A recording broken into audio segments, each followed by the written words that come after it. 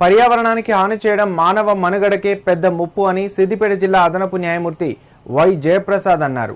పర్యావరణంను పాడు చేస్తే తిరిగి పర్యావరణం మనలను పాడు చేస్తుందని, పర్యావరణ పరిరక్షణ ప్రతి ఒక్కరి బాధ్యత అని గుర్తు చేశారు. ప్రపంచ పర్యావరణ దినోత్సవం సందర్భంగా సిద్దిపేట జిల్లా కేంద్రంలోని కోర్టు ప్రాంగణంలో హరితహారం కార్యక్రమం నిర్వహించారు. జిల్లా కేంద్రంలోని కోర్టు ఆవరణలో జిల్లా అదనపు న్యాయమూర్తి వై విజయప్రసాద్, న్యాయమూర్తులు కుమారస్వామి, సాధన, తరుణి, బార్ అసోసియేషన్ అధ్యక్షులు రమేష్ బాబులు మొక్కలు నాటారు. ఈ సందర్భంగా వారు మాట్లాడుతూ హరిత వనాలను పెంచేందుకు తమ వంతు కృషి చేస్తున్నామన్నారు. ప్రభుత్వం చెట్ల పెంపకంపై ప్రత్యేక దృష్టి సారించి ప్రత్యేక కార్యక్రమాలు చేపట్టడం అభినందనీయమన్నారు. నాటిన ప్రతి మొక్కను సంరక్షించాల్సిన బాధ్యత మనందరిపై ఉందన్నారు. ఆధునిక కాలంలో ప్రతిదీ కలుషితమైపోతుందన్నారు. ప్రతి ఒక్కరూ చెట్లను పెంచి పర్యావరణాన్ని కాపాడాలని సూచించారు.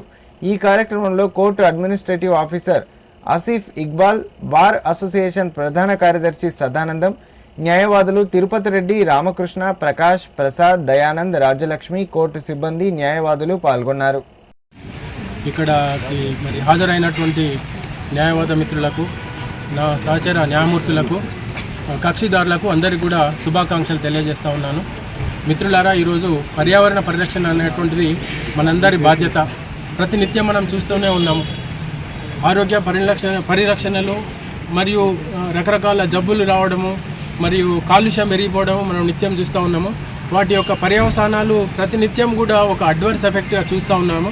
మరి ఆ విషయాన్ని గుర్తించి వసుదైక కుటుంబం అనేటువంటి బాధ్యత నిర్వర్తిస్తూ ప్రపంచం మొత్తం కూడా ఈ యొక్క దినాన్ని పాటిస్తూ ఉన్నారు. ఆ క్రమంలో ఈరోజు మరి హైకోర్టు వారి సూచనల మేరకు ప్రపంచ పర్యావరణ దినోత్సవాన్ని అబ్జర్వ్ చేస్తూ మొక్కలు నాటడం జరిగింది. కేవలం మొక్కలు నాటడం ద్వారా మన యొక్క బాధ్యత తీరిపోలేదు.